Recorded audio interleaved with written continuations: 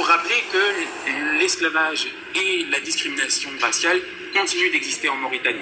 La Mauritanie est régulièrement pointée du doigt par les organes des Nations Unies, par les organes de la Commission africaine, les organes de l'Union africaine, comme la Commission africaine.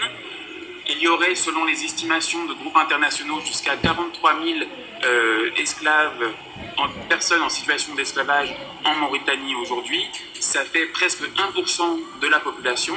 D'autres estimations disent plusieurs milliers, qui restent vagues, et disent plusieurs milliers de personnes qui vivent dans une situation d'esclavage. Ça reste des chiffres beaucoup trop importants dans un pays qui a aboli l'esclavage dans les années 80 et qui a criminalisé l'esclavage en 2007, en 2015 encore, et qui a élevé l'esclavage au rang de crime contre l'humanité en 2012. Ce sont des chiffres trop importants. Le fait que presque 1% de la population puisse vivre dans une situation d'esclavage, c'est absolument scandaleux.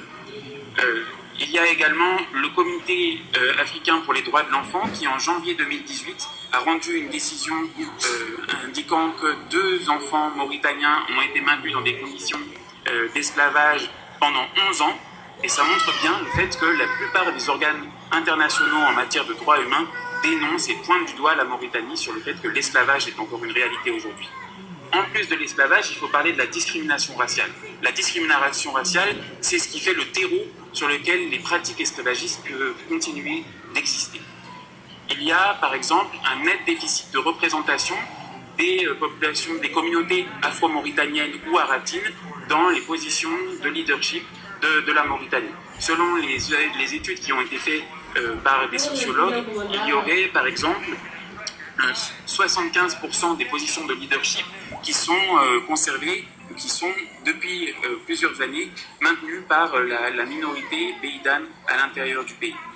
Cette représentation, cette sous-représentation des communautés aratines et des communautés afro-mauritaniennes, elle est aussi le fruit de discriminations plus structurelles. Par exemple, le fait que c'est plus compliqué, et les organisations gouvernementales mauritaniennes le dénoncent régulièrement, c'est compliqué pour les populations afro-mauritaniennes de pouvoir s'enregistrer et d'avoir des papiers mauritaniens.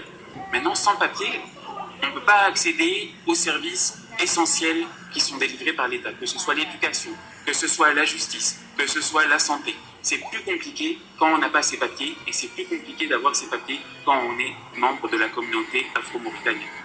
Plutôt que de reconnaître ces problèmes qui sont très importants pour la Mauritanie et qui risquent de devenir de plus en plus importants au fur et à mesure que nous avançons vers l'élection présidentielle de 2019, plutôt que de reconnaître ces problèmes, les autorités sont dans le déni et elles répriment les défenseurs des droits humains qui abordent ces questions. Elles déploient, comme je le disais tout à l'heure, une véritable machine répressive à l'encontre de ces défenseurs. La première chose qu'ils font, c'est de les empêcher de manifester et d'utiliser une force excessive et arbitraire lors de ces manifestations. Amnesty International a pu parler à 20 organisations qui ont régulièrement des manifestations qui ne sont pas autorisées par les forces de sécurité et qui ont eu des manifestations qui ont été dispersées par la force, par les forces de sécurité.